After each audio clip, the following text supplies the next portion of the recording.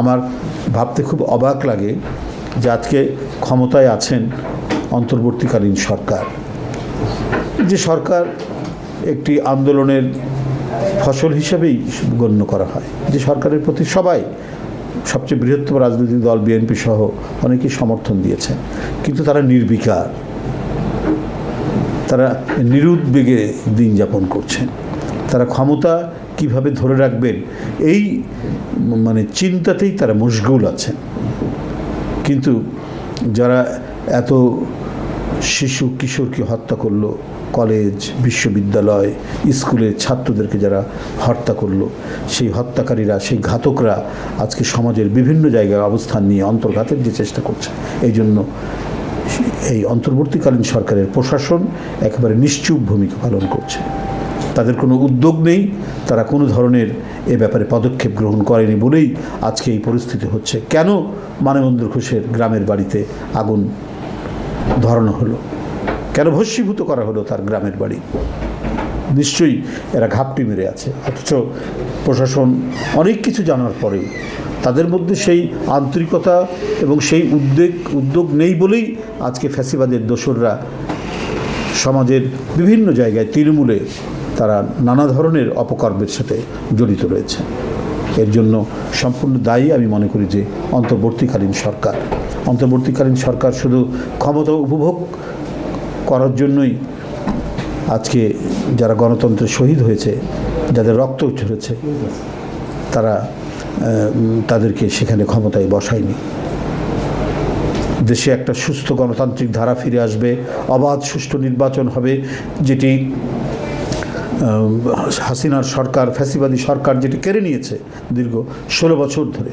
দেশে ন্যায় বিচার প্রতিষ্ঠিত হবে, এসব চিন্তা রেখেই তো এই আন্দোলন 16 বছর ধরে চালিয়ে গেছে বাংলাদেশ জাতীয়তাবাদী দল, বিএনপি সহ বিভিন্ন গণতন্ত্রমনা রাজনৈতিক সংগঠন। সর্বশেষে ছাত্র জনতার আন্দোলনের মধ্যে দিয়ে শেখ হাসিনা যখন পালাতে ব্যর্থ হয়েছে, শেখ হাসিনা পালিয়ে যেতে বাধ্য হয়েছে,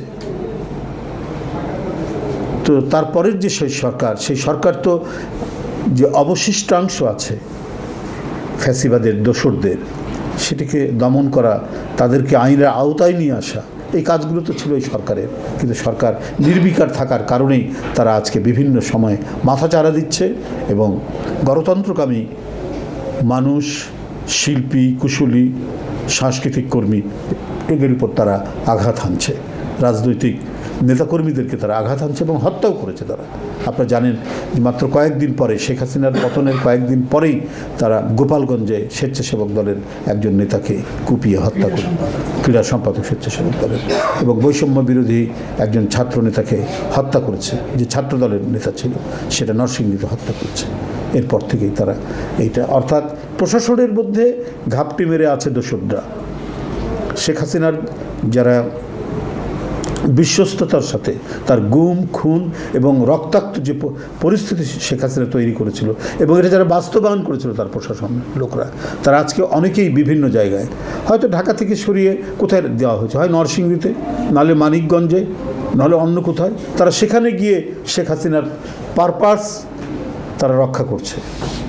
অথচ তাদেরকে আইনের আওতায় আনার কথা, তাদের বিচার হওয়ার কথা।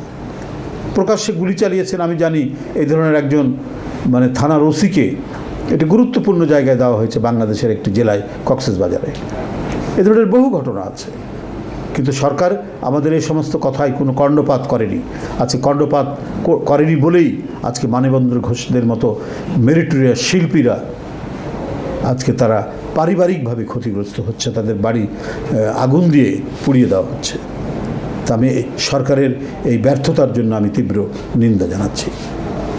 আমি অবিলম্বে মানবেন্দ্র ঘোষ, তার বাসার, তার যে বাড়ি পোড়ানো হয়েছে, তার ক্ষতিপূরণ দিতে হবে সরকারকে, এবং সকল নিরাপত্তা বিধান করতে হবে এই সরকারকে। অন্যথায় জনগণ কিন্তু কোনো কিছুই ভুলে যায়নি, ভুলে যাবে না। জনগণ তার নিজস্ব গতিতে ফিরে যাবে এবং সেগুলোর জবাবদিহি চাইবে সরকারের কাছ থেকে। ধন্যবাদ আপনাদের সবাইকে।